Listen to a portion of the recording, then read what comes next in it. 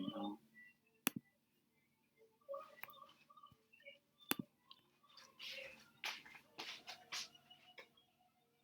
Que cuando tengo la presentación abierta se me pierde la lista de participantes, entonces no los puedo admitir.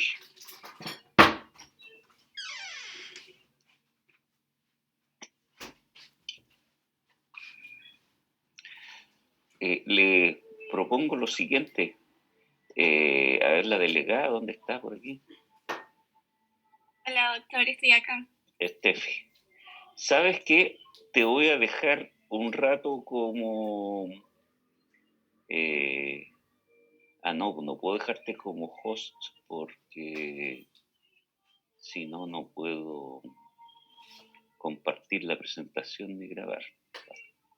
Ya, voy a tener que esperar un minuto más que entre gente, hay 57.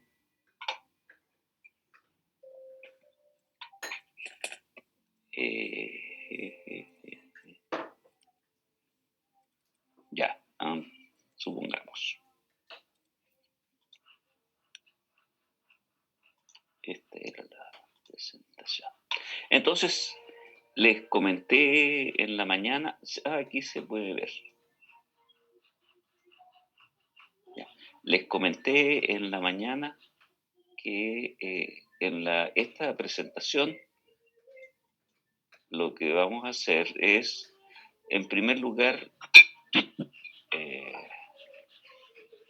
revisar brevemente algunas cosas que compartimos la sesión pasada de la distribución de los compartimentos hídricos y cómo el organismo se encarga de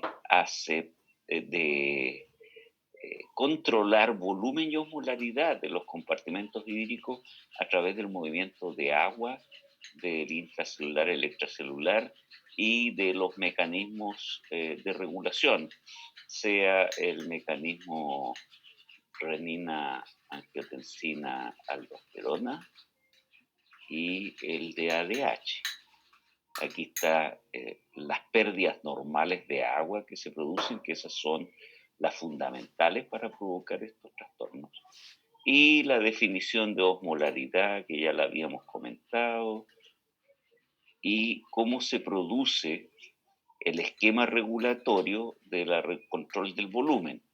El volumen se controla con sales y por lo tanto los sensores son sensores de volumen y de presión, la arteriola aferente del glomerular, los presorreceptores y boloreceptores aórticos que transmiten fundamentalmente por vía nerviosa. En cambio, los boloreceptores auriculares es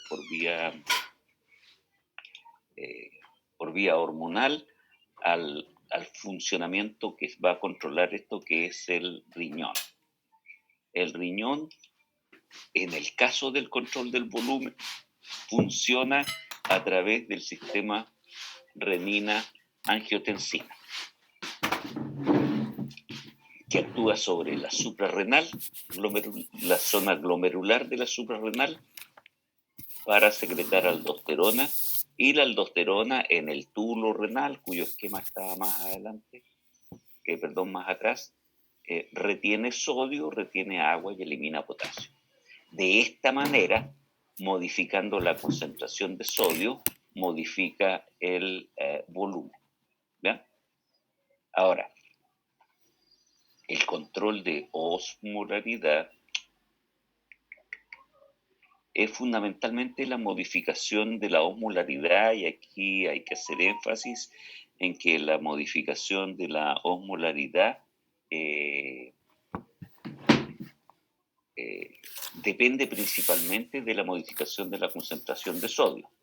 Ahora, estos osmorreceptores, que son los sensores de los cambios de osmolaridad del líquido intracelular, en cambio, los boloreceptores controlaban volumen en el extracelular. Los boloreceptores en el extracelular, los osmoreceptores controlan los cambios de osmolaridad del líquido intracelular, transmiten la señal por vía nerviosa dentro del mismo hipotálamo hacia las células especializadas que producen hormona antidiurética, producen y liberan hormona antidiurética y que desencadenan o estimulan el centro de la sed. Por esta vía, entonces, el organismo retiene agua y con la sed ingiere agua. Y de esa manera se modifica la osmolaridad del LEC y como consecuencia se modifica la osmolaridad del LIC. Y aquí se demuestra entonces que los fenómenos de osmolaridad se controlan con agua. ¿Ya? Agua. Entonces, lo que íbamos a ver, lo que tenemos que revisar con un poco de detalle, que les mostré en la mañana, son las alteraciones hidroelectrolíticas de volumen y osmolaridad. Ambos parámetros, volumen y osmolaridad, como ya hemos visto, iba a decir hasta el cansancio, pero hemos visto, están relacionados y en el organismo se privilegia la igualdad de osmolaridad entre el LEC y el LIC. Aquí quiero hacerle referencia porque en algunos textos, cuando en vez de hablar de osmolaridad, se habla de concentración de sodio. Ya demostramos la importancia que tiene el sodio en la osmolaridad, ¿ya? Pero la osmolaridad, perdón, la osmolaridad no depende exclusivamente de la concentración de sodio, pero algunos textos hablan de las hiponatremias y las hiponatremias, las hipernatremias y su efecto en la osmolaridad. Bueno, como sea, está la osmolaridad entre el LEC y el LIC. ¿Ya? Ahora, si nosotros tomamos como referencia las modificaciones del volumen de agua en el organismo, vamos a encontrarnos que el volumen, cuando controlamos el volumen del líquido extracelular, nosotros podemos tener deshidrataciones y sobrehidrataciones, ¿ya? Y estas deshidrataciones y sobrehidrataciones pueden, no necesariamente, modificar el volumen del líquido, ¿ya? Y desde el punto de vista de la concentración de iones, de sodio principalmente, que es lo que nosotros medimos a través de la osmolaridad del líquido extracelular e intracelular, tenemos que pueden ser con normalidad de la osmolaridad, con aumento de la osmolaridad o con disminución de la osmolaridad. Por lo tanto, tenemos para controlar o para estudiar las alteraciones de volumen y osmolaridad, tenemos una matriz de 2×3, es decir, tenemos 6 alternativas posibles, de trastornos puros, 6 alternativas posibles. Deshidrataciones, iso, hiper e hipotónicas, y sobrehidrataciones, iso, hiper e hipotónicas. Eso es la teoría. Dentro de todos estos trastornos, las deshidrataciones, es decir, las disminuciones del volumen de agua del líquido extracelular, son los trastornos más frecuentes que afectan a los individuos, ¿ya? Y los mecanismos más frecuentes por las cuales una persona puede tener una deshidratación, disminución del volumen del líquido extracelular, es porque hay un aumento de las pérdidas de agua, por cualquiera de los lugares por donde uno pierde agua. Y en el caso del ser humano, se pierde agua principalmente por dos vías. la piel, que era la vía por donde se pierde agua por sudoración, ¿ya? Y por el riñón, por ahí se pierde agua. También en condiciones patológicas se pierde agua por el tubo digestivo. Todos ustedes han tenido vómitos o diarreas y eso implica una pérdida de agua y de electrolitos. Distintos los electrolitos que se pierden si ustedes están vomitando o si ustedes están teniendo diarrea. Son distintos los electrolitos, pero el volumen de agua que se pierde es más o menos el mismo, ¿ya? Entonces, las deshidrataciones, tenemos el aumento por aumento de la pérdida de agua y electrolitos o por disminución del aporte de agua y electrolitos.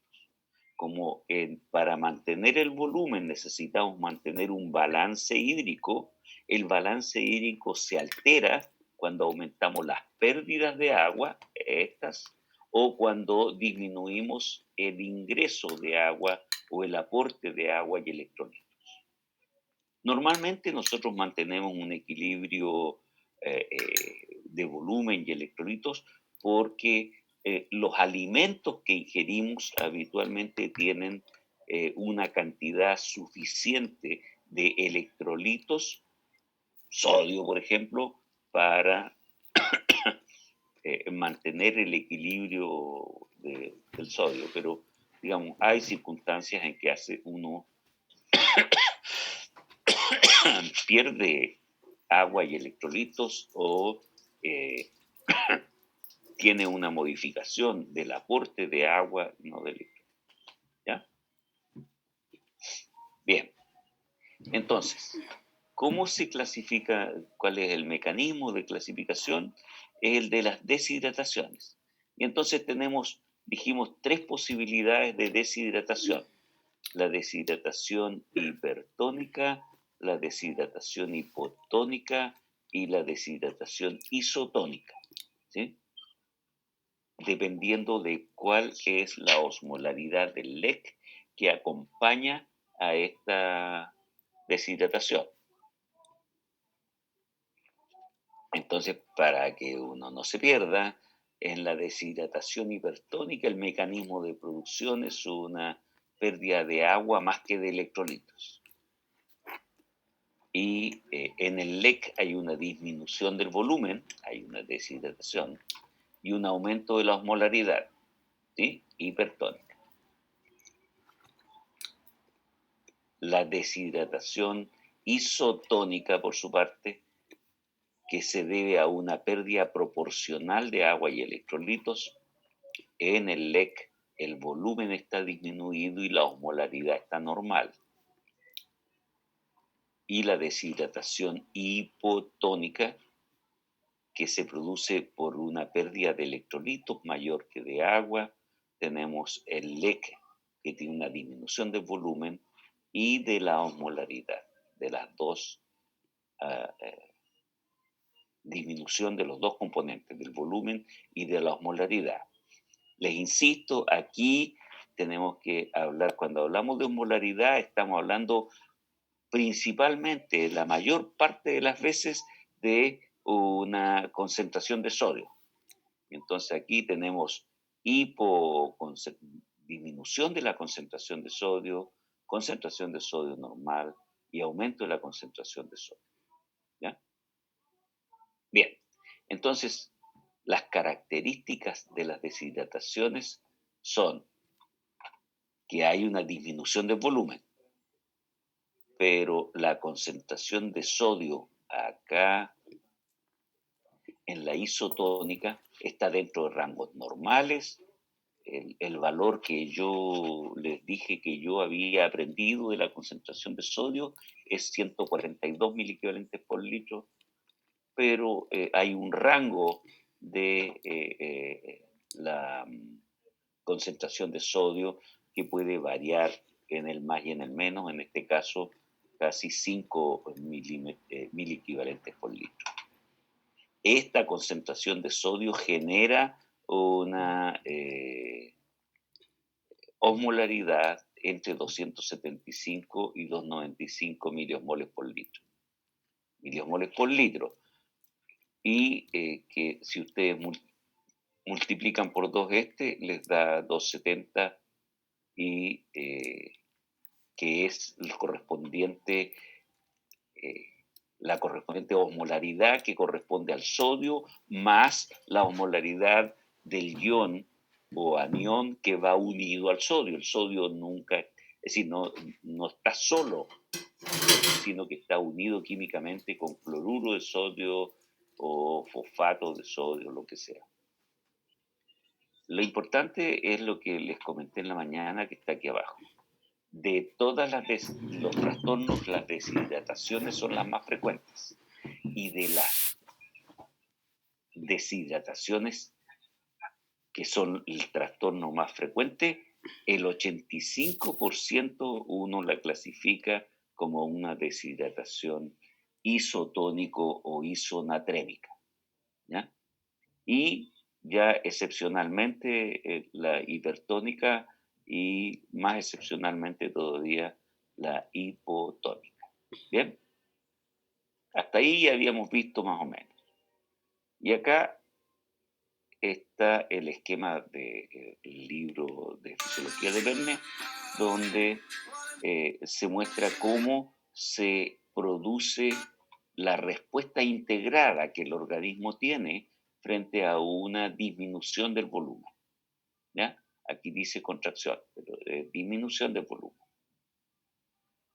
Se produce como consecuencia de la disminución del volumen y de los bolos receptores o de aumento de la actividad simpática que tiene a nivel el organismo a nivel de la arteriola aferente del riñón. Esa,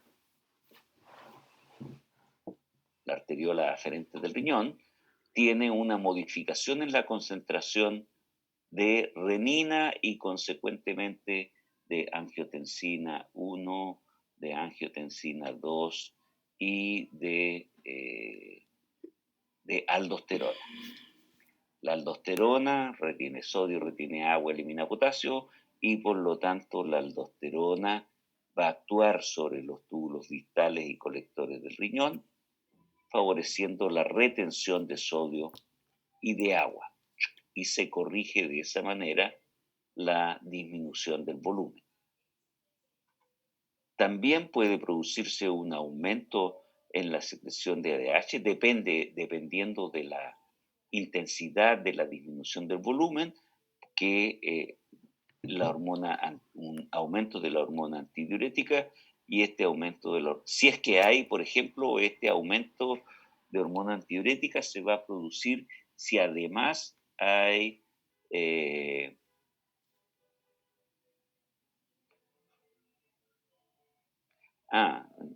me eliminaron el límite de tiempo. Mejor todavía. ¿Ya? Si hay una ligera hipernatremia intracelular que se produce por salida de líquido de las células hacia el líquido extracelular, se va a producir un aumento de la secreción de hormona antidiurética. Y este actúa también en los túbulos distales y colectores, recuperando agua pura. Es el mecanismo de ajuste que tiene el organismo para ver las modificaciones del volumen. Entonces, la deshidratación isotónica, es decir, aquella que se produce por disminución del volumen con líquido, con la osmolaridad normal, es el cuadro más frecuente de las deshidrataciones. Por ejemplo, cuando vamos a ver las causas que pueden presentarse. Aquí están las causas posibles. Estas son las más frecuentes. Pérdidas gastrointestinales, por ejemplo, vómitos o diarreas. Son la causa más frecuente, habitual de una deshidratación.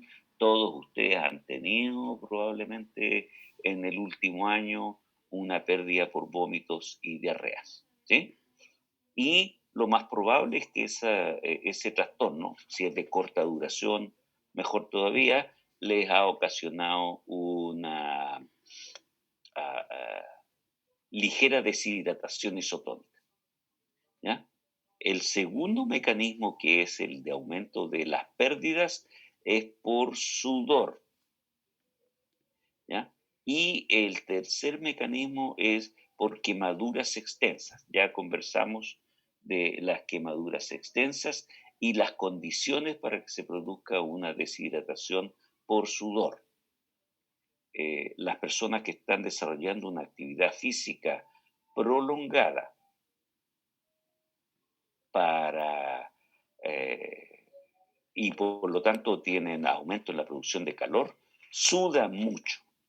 Aquel que corre maratón está 3 horas corriendo, 4 horas corriendo, y entonces no puede impedir que se produzca una gran cantidad de sudor. A veces trata de remediar la situación, pero no puede impedir eso. Aquí, ¿quién levantó la mano? Yo, profe, hola. Hola. Quería consultarle si es que el sudor se considera un fluido hipotónico, aún así igual se considera como una deshidratación isotónica. Sí, claro, porque en realidad no se mide la concentración de iones del sudor. Lo que importa para la clasificación que estamos analizando, lo que importa es si se modificó o no la concentración de iones del extracelular, ¿ya? Ya, gracias. Y si en total la clasificación de iones del extracelular no se modificó o se modificó muy poco, pasó, supongamos, de 140 a 136, todavía estamos dentro del límite, del rango de la deshidratación isotónica. ¿Ya? Sí, gracias. ¿Ya? Ok. Déjeme bajarle la mano. Entonces, además de estas causas, puede haber otras causas que dijimos por donde se pierde agua. Se pierde agua por el tubo digestivo y se pierde agua por la piel, pero también se pierde agua por el riñón. Y algunas de estas pérdidas de agua pueden ser provocados iatrogénicamente. Tienen que buscar la palabra iatrogénico. Son trastornos provocados por la acción o indicación del médico, ¿ya? Entonces, cuando un médico administra una sustancia diurética, fundamentalmente del tipo de furosemida, por ejemplo, va a tener aumento de las pérdidas renales de agua, fundamentalmente, y de algo de electrolitos, el uso de diuréticos. Y el otro mecanismo es el de las pérdidas renales como consecuencia de un daño renal. Y aquí entran otras patologías, pero principalmente la insuficiencia renal crónica. La insuficiencia renal crónica que permite una falla importante en el mecanismo de regulación que utiliza el organismo para controlar el agua y los electrolitos.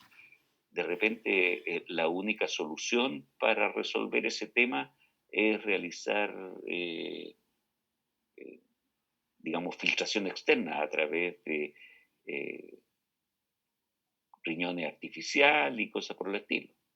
O si no, derechamente cambiar el riñón. ¿Ya?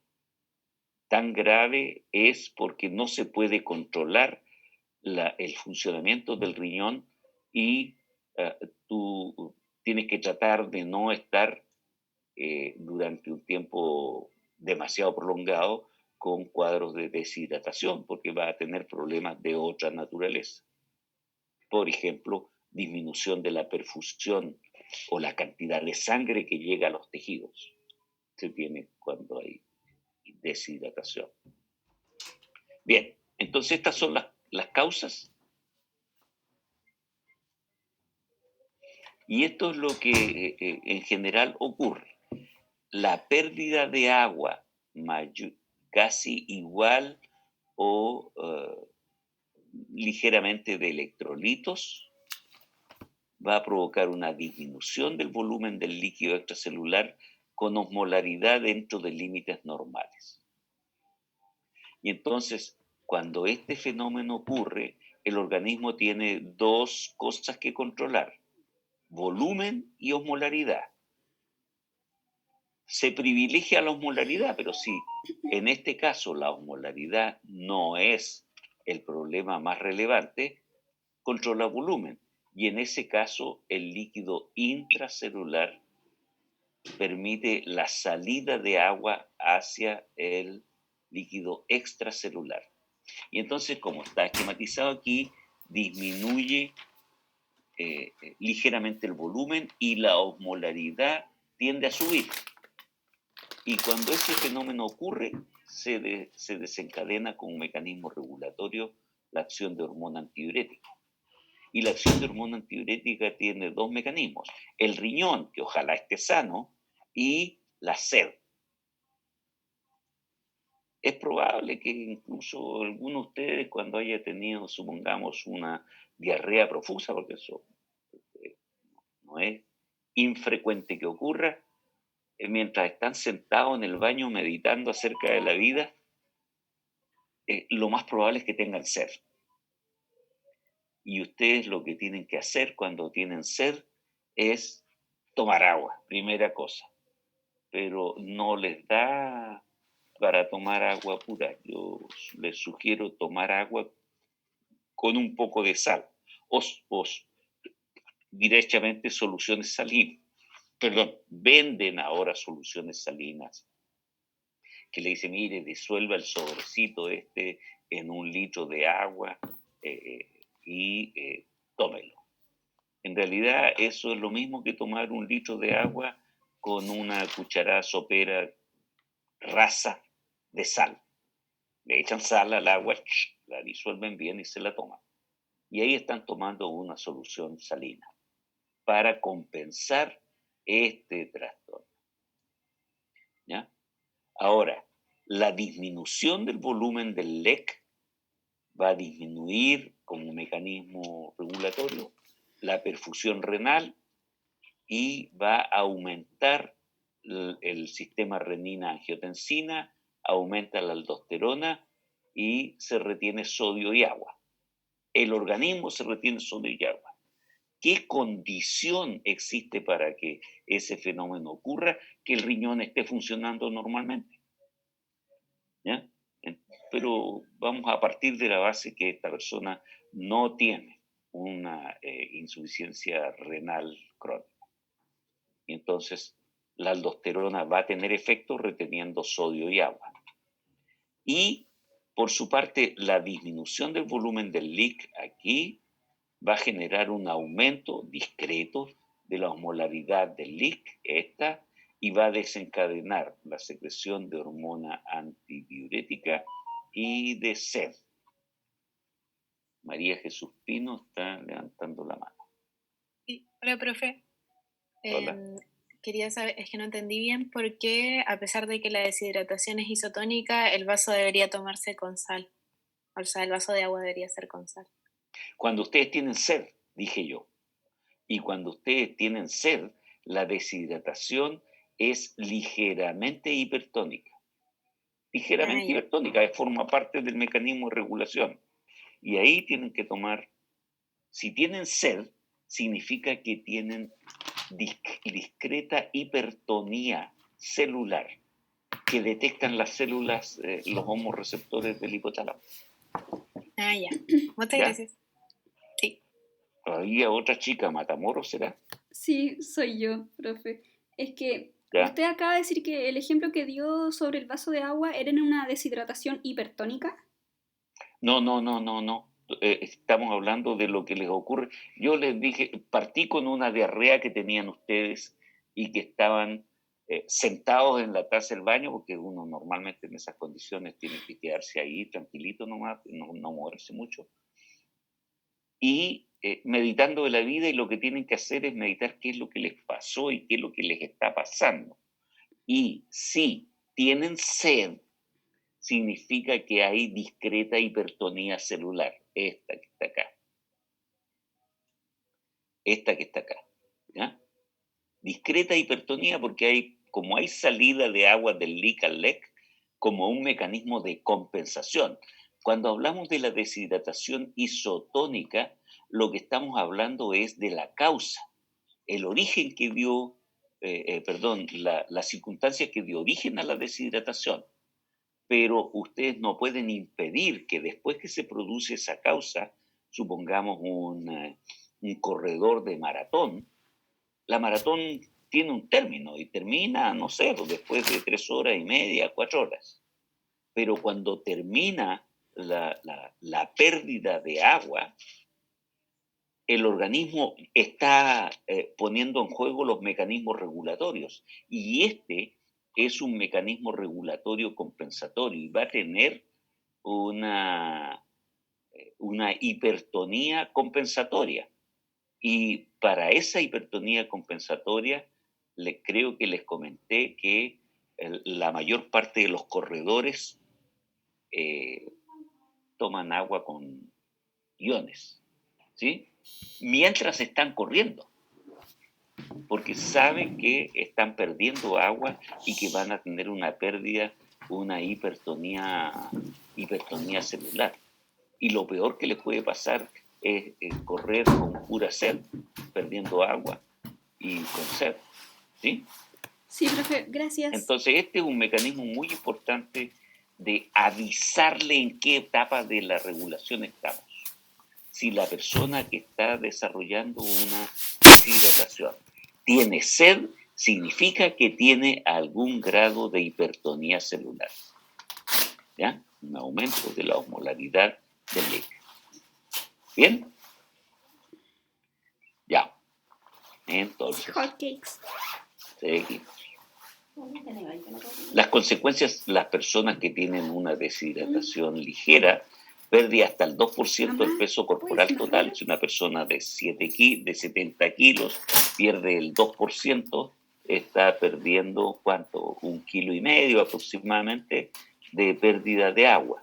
Eso desde el punto de vista del volumen y la concentración de iones es una pérdida discreta, ligera, ¿ya?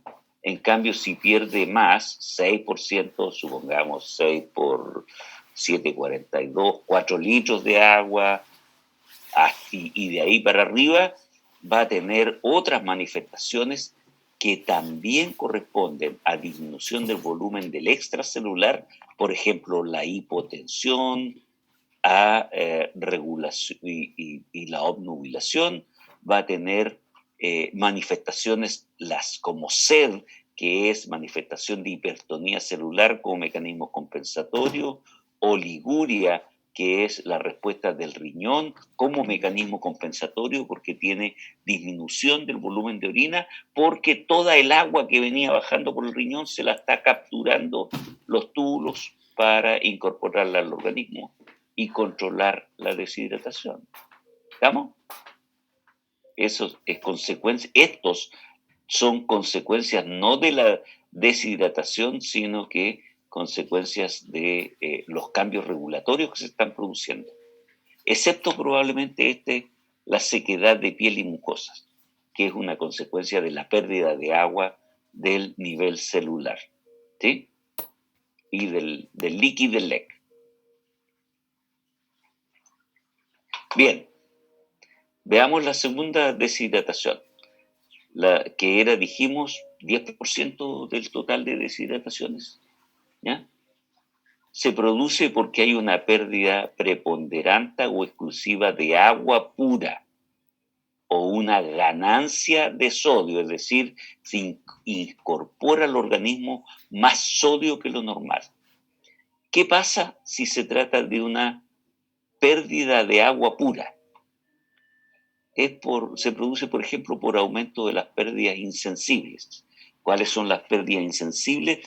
La pérdida de agua por la piel y la pérdida de agua por la vía aérea. Es poco frecuente ese tipo de trastorno, pero a lo mejor está presente en aquellas personas que tienen coronavirus y que están expuestas a las máquinas de ventilación. forzada. ¿Ya? Ahí tienen aumento de las pérdidas de agua porque el aire que la máquina le proporciona es un aire muy seco. Y entonces el organismo, como lo vamos a ver cuando veamos respiratorio, tiene que humedecerlo. Y entonces gasta más agua de la superficie, de la vía aérea, para humedecer el aire. ¿En qué circunstancias se puede producir ganancia de sodio? Cuando le están infundiendo sodio de cualquier forma. Una de las infusiones de sodio que se utiliza, de los sueros que se utiliza es bicarbonato de sodio, suero de bicarbonato. Normalmente no se dice, no se menciona el sodio. Le dicen, vamos a ponerle medio litro de bicarbonato. No es medio litro de bicarbonato, es medio litro de agua con bicarbonato de sodio. Y entonces, en este caso, la persona tiene una utilización, tiene a disposición en el organismo una mayor concentración de sodio. Esto ya es más raro todavía, que una persona se vea obligada a ingerir agua salada para resolver su tema de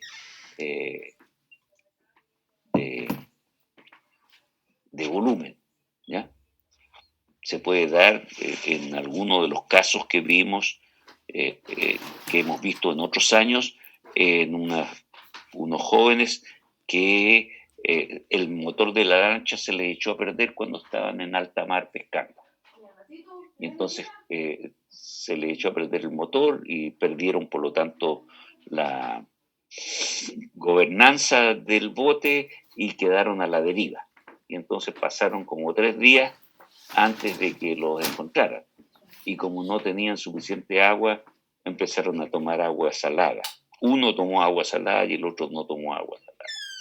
Y ahí empieza el juego de qué es lo que le pasó a cada uno. ¿Ya? Entonces, pérdida de agua por la piel o ganancia de sodio.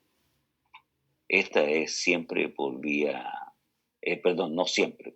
Esta es por vía digestiva, esta otra es por vía endovenosa.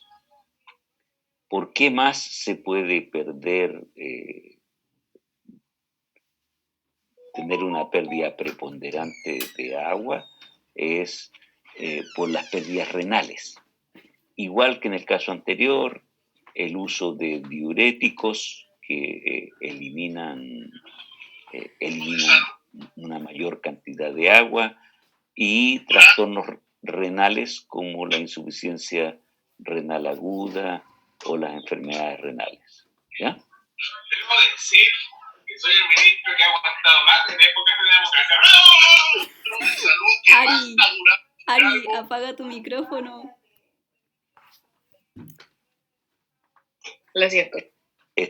Muchas gracias, está poniendo... ¿Cómo se llama ese joven? Vangelich. ¿Ah? No, el muchacho, el compañero de ustedes, ¿cómo se llama? Darío. Darío de la Jara Roa, ¿sí? Sí. Él es.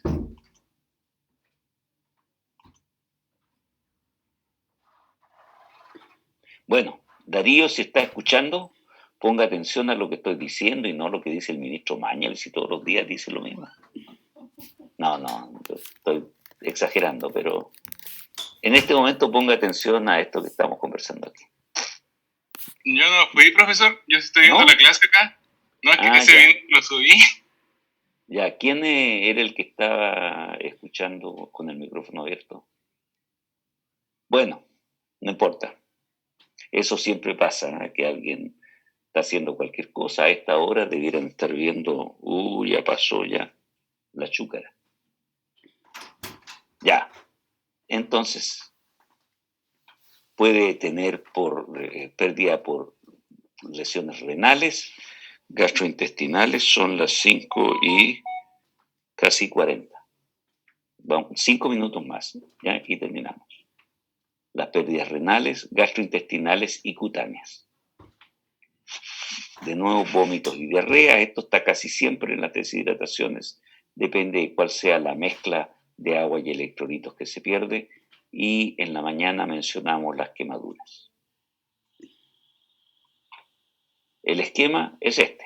Se pierde agua sin perder suficiente electrolitos, por lo tanto se produce una hipertonía, deshidratación con hipertonía. Y entonces, como el organismo como mecanismo regulatorio, el primer mecanismo regulatorio que se pone en juego, María Jesús, enseguida le doy la palabra. El primer mecanismo regulatorio que se pone en juego es el equilibrio de osmolaridad con el líquido intracelular. Sale agua del líquido intracelular hacia el extracelular y se produce deshidratación celular y aumento de la hipertonía celular. Aquí estamos, disminuye el volumen del LEC y aumenta la osmolaridad del LEC, pasa agua del LIC al LEC y por lo tanto disminuye el volumen del LIC, hay deshidratación celular y hay aumento de la osmolaridad del LEC, del LIC. Y entonces la consecuencia de eso es que se estimula el aumento de osmolaridad del LIC, se estimula la secreción de hormona antidiurética y se desencadena la sed. Aquí es típico que hay sed y la disminución del volumen del LIC disminuye la perfusión renal y se estimula el sistema renina, angiotensina, aldosterona y se retiene más sodio y más agua. La consecuencia de esto es oliguria como consecuencia del aumento de ADH y de aldosterona y la hipotensión arterial se produce principalmente por la disminución del volumen del LEC. El volumen del LEC es proporcional en el líquido intravascular y en el intersticial. Por lo tanto, si disminuye el volumen del líquido intravascular, disminuye la cantidad de sangre, el volumen de sangre que está circulando, y eso genera hipotensión arterial. Bien. La última deshidratación, que es la menos frecuente, se llama deshidratación hipotónica y algunos lo conocen como síndrome de depresión de sal. Lo importante es la pérdida de sal más que de agua. Por alguna razón se pierde sal más que de agua y por lo tanto disminuye la osmolaridad del LEC y el volumen del LEC.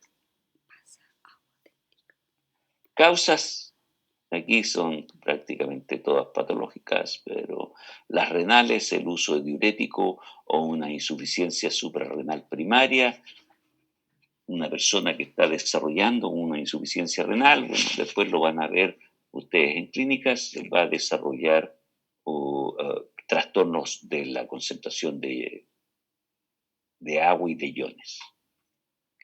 Las diarreas y los vómitos las van a encontrar en todas las deshidrataciones. Así, depende de cuál es lo que predomina en la pérdida por diarrea más que por vómito. La diarrea, eso es más importante. Y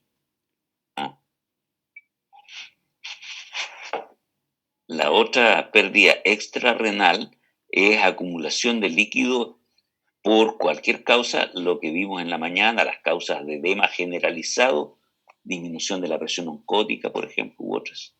Tenemos una peritonitis, una ascitis o grandes quemados, que también desencadenan esto. Son causas muy poco frecuentes, habitualmente se producen bajo control o supervisión de profesionales, de manera tal que tienen que estar atentos para controlar la patología.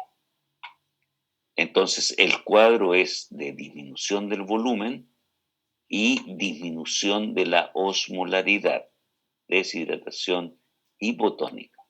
Y entonces, el cuadro tiende a agravarse porque como esta situación primaria, la de aquí, se enfrenta a la disminución del LIC, a una mayor tonicidad del LIC, para compensarlo el organismo lo único que puede mover es agua entre el leak y el leak, y entonces pasa agua de este compartimento al compartimento del leak. Y el leak tiende a aumentar el volumen, hay una sobrehidratación celular, y a disminuir la osmolaridad del leak. Más se expande que lo que disminuye la osmolaridad del leak. Y hay entonces hipotonía celular. La consecuencia de eso es que disminuye la hormona antidiurética. Por lo tanto, la sed está fuera de lugar aquí. Y la disminución del volumen del extracelular, que se agrava, perdón un segundito, que se agrava por el... A ver, déjenme. Tengo una emergencia aquí en mi casa.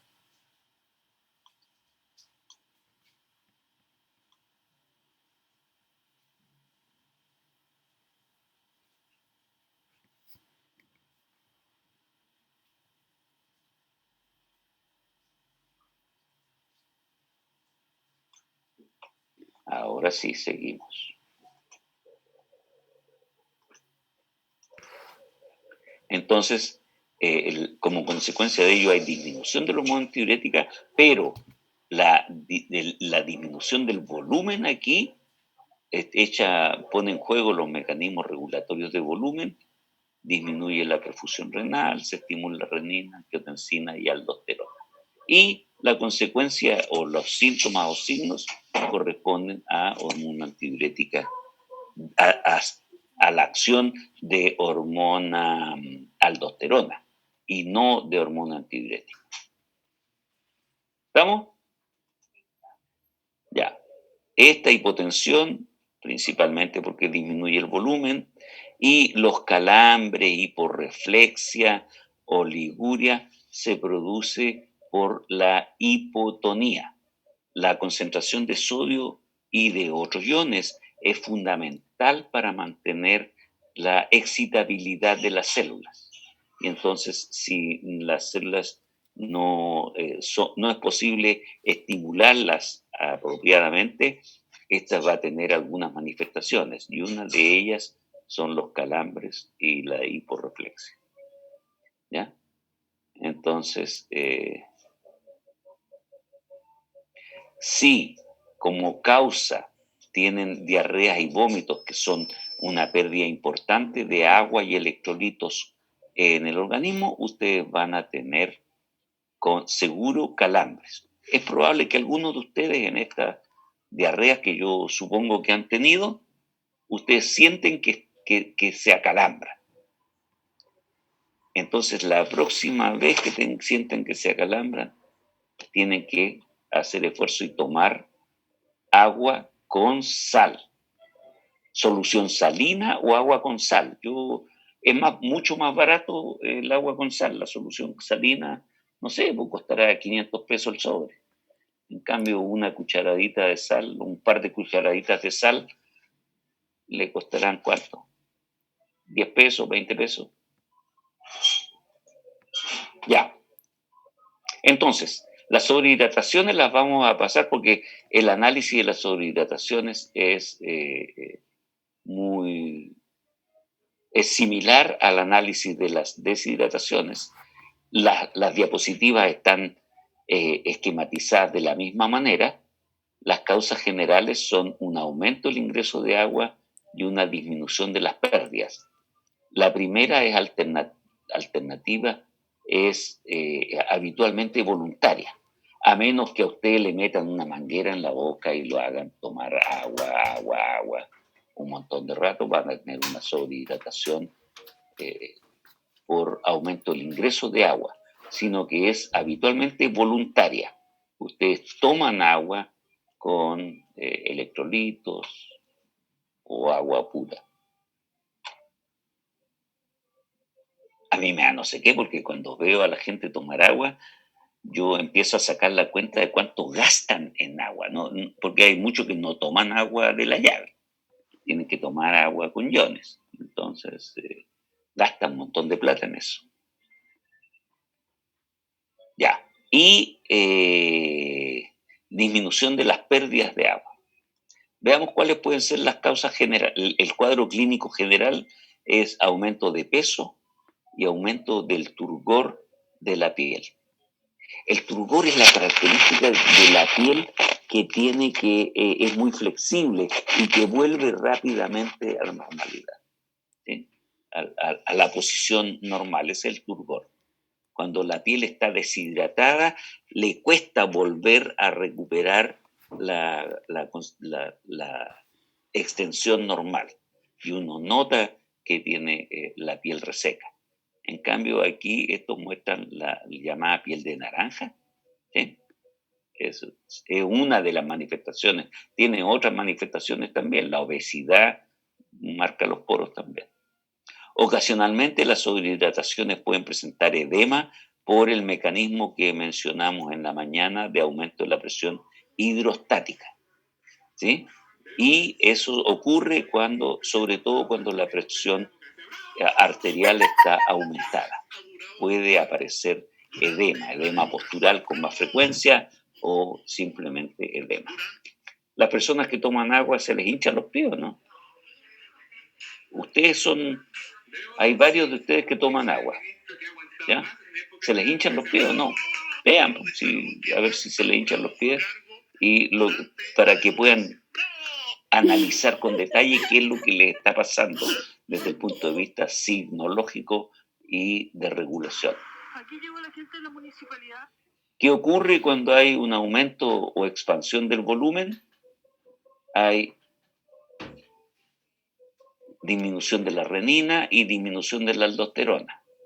Hay disminución de la hormona antidiurética y lo más que puede haber es un aumento del péptido natriurético atrial, porque al haber una expansión del volumen del líquido extracelular, este volumen se acumula mucho en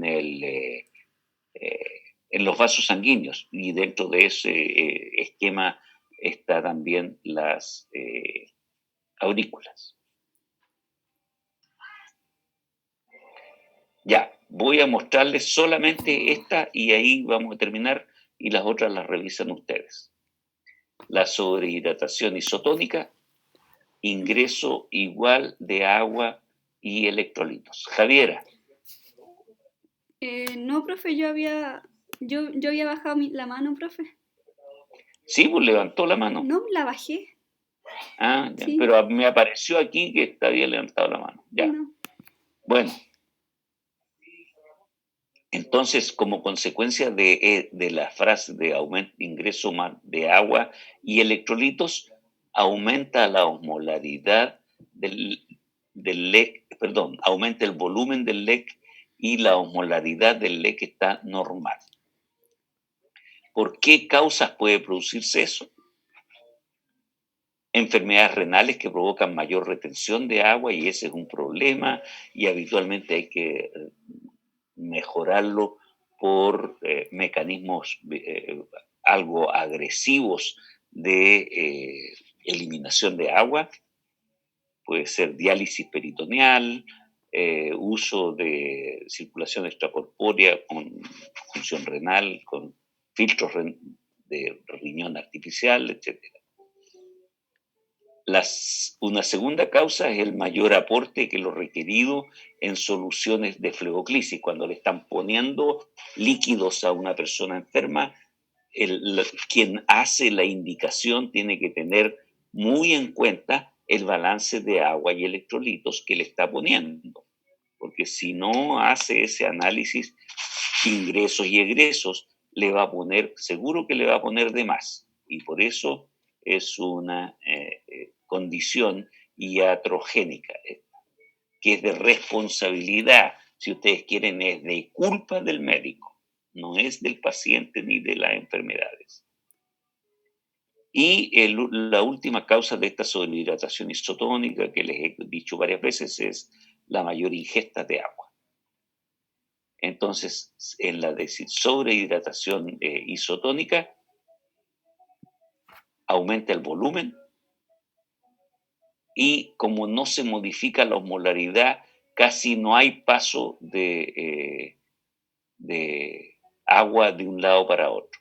Si es que hay paso, al aumentar el volumen puede haber discretas pasadas hacia el líquido intracelular, pero normalmente no lo hay. Entonces, no pasa agua del LEAK al LEC y el volumen y la osmolaridad del LEAK permanecen constantes. En cambio, este aumento de volumen, ¿cuáles son las consecuencias que eso va a tener en los mecanismos regulatorios? La hormona antidiurética sin que le dé sed, porque no hay hipertonía celular. Para que haya sed tiene que haber hipertonía celular. ¿Ya? Entonces no hay ADH. Aquí debe decir está disminuida el ADH y sin sed. Y el sistema renina-angiotensina está inhibido, por lo tanto tiene disminuida la aldosterona, pero como tiene distensión atrial por aumento del volumen de este compartimento del líquido intravascular, tiene el péptido natriurético atrial aumentado. Ya. Las otras láminas son exactamente iguales. Aquí está el mecanismo fisiopatológico, las principales causas y la consecuencia del fenómeno inicial. Y aquí están las consecuencias sobre la regulación. Y finalmente la hipotónica, que están estas. Aquí están las causas. Y esta es probablemente la más dramática porque tiene aumento de volumen y disminución de la osmolaridad del LEAK por aumento de del volumen del líquido intracelular. Y estas son las características similares para todas. ¿Ya? Pregunta mía. ¿Qué efecto cardiovascular tiene el aumento de volumen del LEC, del intravascular? ¿Una hipertensión? Puede tener elevación de la presión arterial, sí, por aumento de volumen. Muy bien, ¿quién fue? Yo, profesor. Ya, está bien, tiene un 7. Hoy, ojalá. Va a ser válido ese 7 hasta que terminemos la sesión. Ya, ¿alguna otra persona que tenga alguna consulta? Está bonita la flor, ¿eh? Ya, 2 participantes levantaron la mano. No tengo idea. A ver, ya, pues usted que habló primero, hágalo. Quería preguntarle si me podía enviar la presentación al tiro al finalizar la clase. ¿Por qué? ¿Qué le pasó? No, para que podamos estudiar con mayor anticipación. No me venga con esa chiva, pues si me demoro un par de horas no va... O sea, no al tiro, pero pronto. Pronto. Mañana, el 21 de mayo, vamos a estar celebrando las glorias navales y viendo los desfiles. No va a haber desfile este año. Ustedes pueden buscar los desfiles del 21 de mayo en internet, en YouTube, y los pueden revisar. No, pero van a estar puestas antes, este fin de semana, con certeza. ¿Qué tengo que esperar? Cuando termine la sesión, tengo que esperar que termine de grabar antes de hacer nada. Y después tengo que descansar un poco, porque he estado tonteando todo el día. Nosotros también. Ya. Ya, ok, doctor. Muchas gracias. Pero va a estar puesta la presentación. Ya. ¿Ya? Así que revisen su campo virtual. ¿Quién más levantó la mano? Yo tenía la mano levantada, doctor. A ver. Pero era de hace muchas diapositivas atrás. En primer lugar, respecto a las deshidrataciones, es que muchas causas, o sea, de los 3 tipos de deshidrataciones, la causa era quemaduras. Y quería saber en qué radica la diferencia de que yo con una quemadura pueda tener una deshidratación hipotónica, hipertónica o isotónica. A ver, uno depende de la extensión de la deshidratación, de la superficie quemada. Segundo, tiene que haber superficie quemada de grado 2 o de grado 3. La de grado 2 es la que muestra flictenas, es decir, ampollas. Y la de grado 3 es la que produce quemadura de la piel. Cualquiera de los dos va a exponer el dermis al medio ambiente, en el caso de la grado 3, y la del grado 2 va a acumular líquido en las flictenas. Tiene que ser de quemaduras extensas, porque ahí se pierde gran cantidad de volumen. Un gran quemado puede tener fácilmente, en cosas de minutos le va a ocurrir que va a perder fácilmente un litro de plasma, fácilmente, por acumulación de líquido en las flictenas. Y lo que se va a perder ahí es una deshidratación principalmente isotónica. Pero si está perdiendo iones por otro lado, puede tener una deshidratación hipotónica. Va a depender de varios factores, pero uno encuentra algunos casos de quemadura con deshidratación isotónica, otros con deshidratación hipotónica. No me acuerdo que haya estado mencionado en las hipertónicas. ¿Sí? Ah, ya. Muchas gracias. Y tengo otra pregunta respecto a la deshidratación hipotónica. Es que yo lo había leído, o sea, no sé si se refiere al mismo término y por eso quiero saber la diferencia.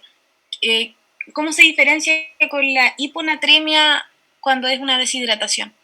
La deshidratación hipotónica. Cuando usted escuche el término hiponatremia, piense de inmediato hipotónica. Ya. ¿Ya? Para que relacione las dos cosas, como se lo estoy presentando yo o como usted lo está leyendo. Cada vez que hable de hiponatremia, tiene que hablar de hipotonía, porque el sodio es responsable principal de la concentración osmótica en los líquidos corporales, en el extracelular, no en todos los líquidos. ¿Ya? ¿Estamos? Sí, entiendo. Muchas gracias. Ya. Benjamín. Hola, doctor. Hola. Buenas. Mi pregunta era en cuanto a los tratamientos de las deshidrataciones, ¿cuándo es recomendable un suero glucosado en vez de un suero fisiológico? Depende si lo que usted necesita es recuperar iones o si lo que necesita es recuperar sustancias que le proporcionan componentes energéticos. El suero glucosado es alimento, le están poniendo hidratos de carbono por la vía venosa.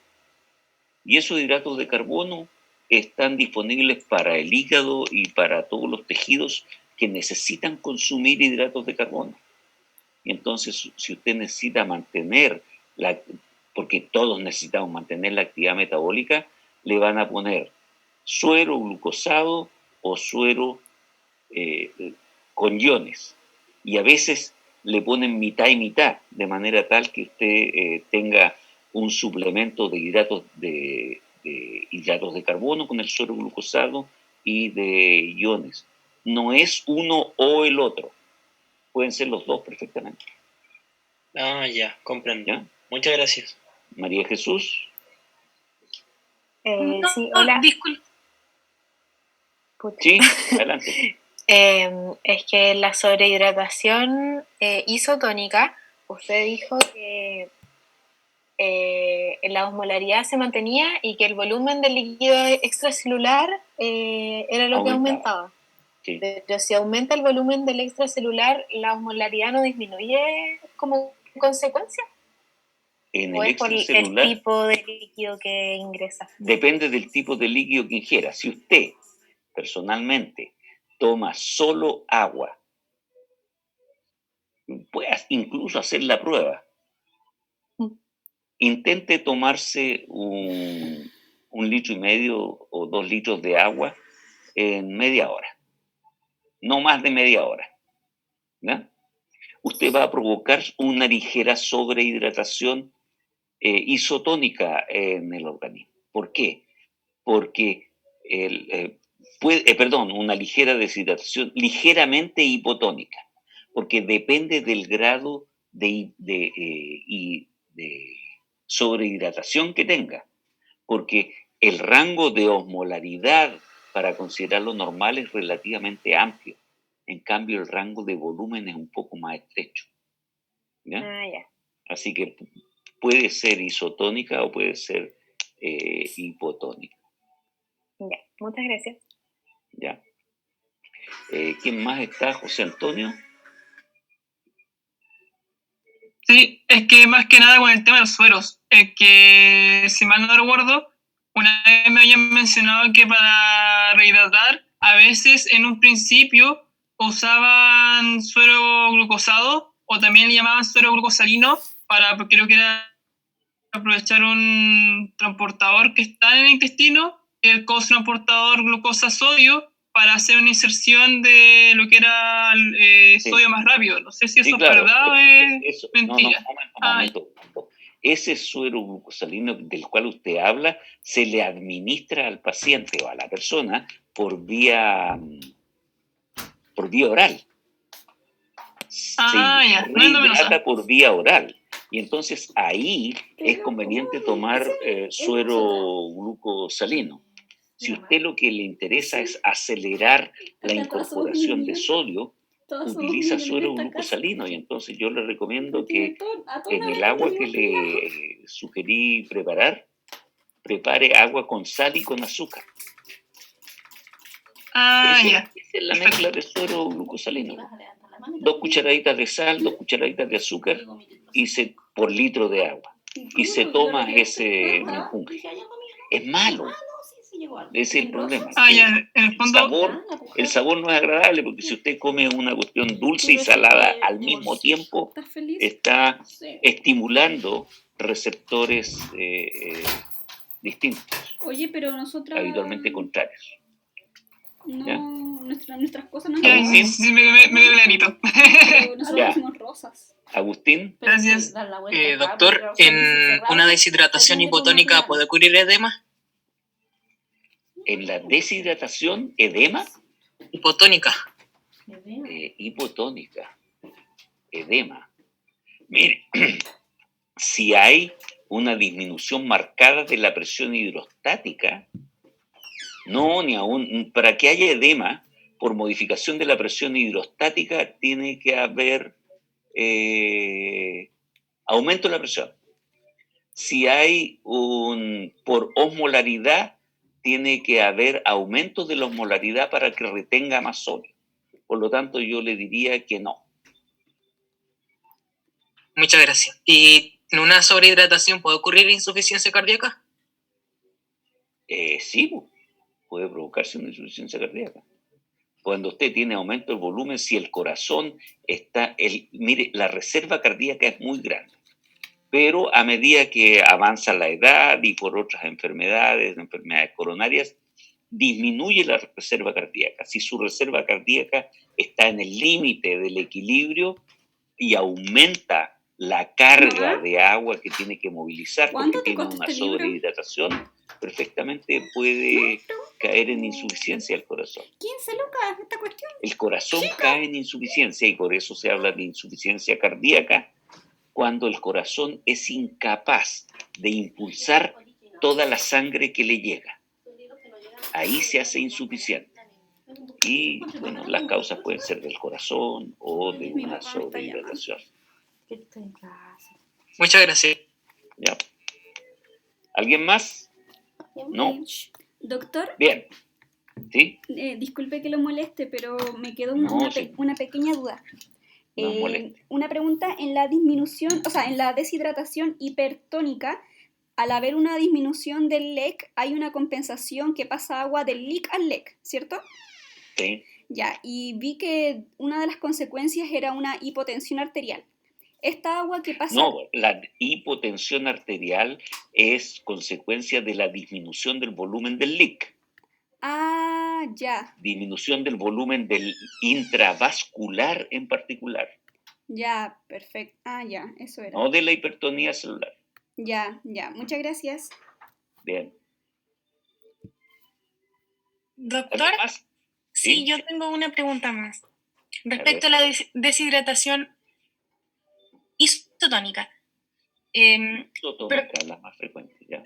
La isotónica, exactamente a eso me refiero. Es que mencionó que es la más frecuente y había leído que la hiponatremia era el trastorno electrolítico más común. Entonces... no, pero ese es otro cuento. Porque la hiponatremia, dentro de los trastornos hidroelectrolíticos, es muy probable que la hiponatremia sea el más común. Pero si usted me dice que es la deshidratación y isotónica, estamos hablando de cosas distintas.